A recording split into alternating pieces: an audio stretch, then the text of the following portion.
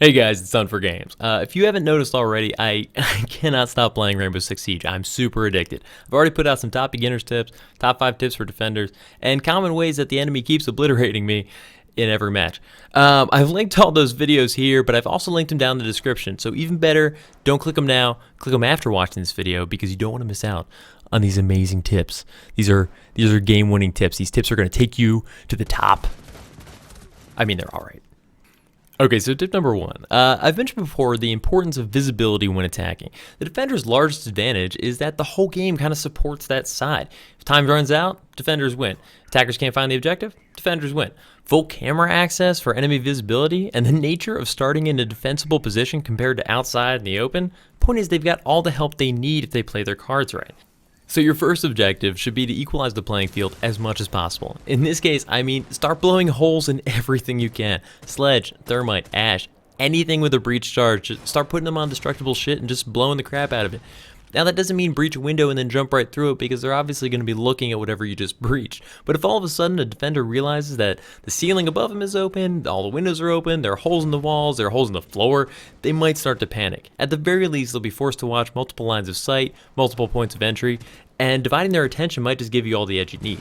So tip number 2, now that you have all that visibility, take a step back. Defenders are sporting generally a pretty small enclosed space. Plenty of them will be carrying submachine guns or shotguns. Very few of any kind of long-range weaponry.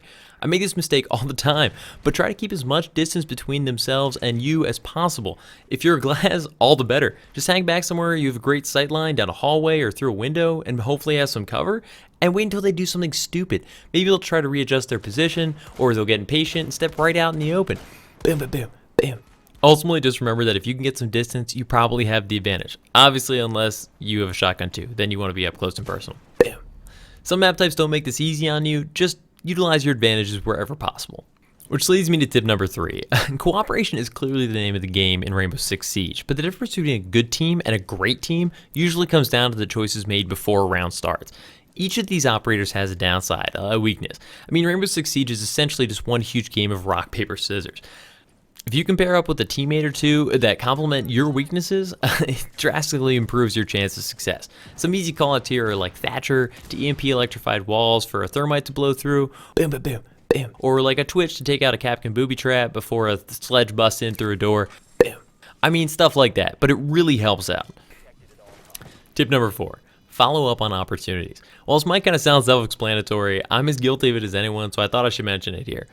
Say you see a mute jammer, and you quick shoot it out with your silence pistol, bam, but then you get distracted by a noise or somebody says something, and you forget what you were doing, you just go back to doing whatever you were doing before. The point is, every time you destroy a defensive tool, 2 things can happen. A, you create an opportunity for your team that wasn't there before, and B, you alert the enemy of your position.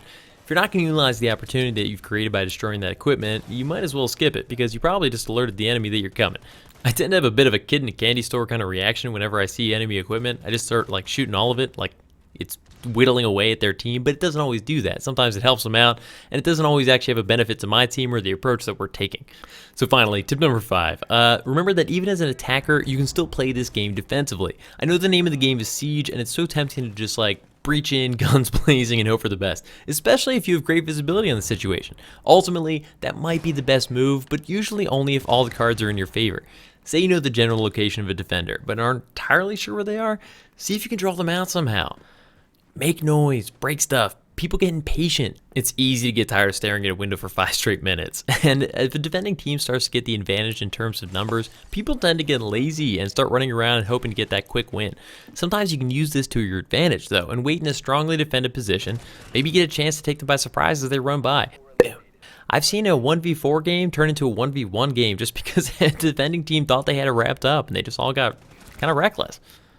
Anyways, guys, that's it for my top 5 tips for attackers in Rainbow Six Siege. Let me know in the comments if any of these tips helped you, and way more importantly, if I missed something crucial that you think would be super beneficial to Siegers everywhere.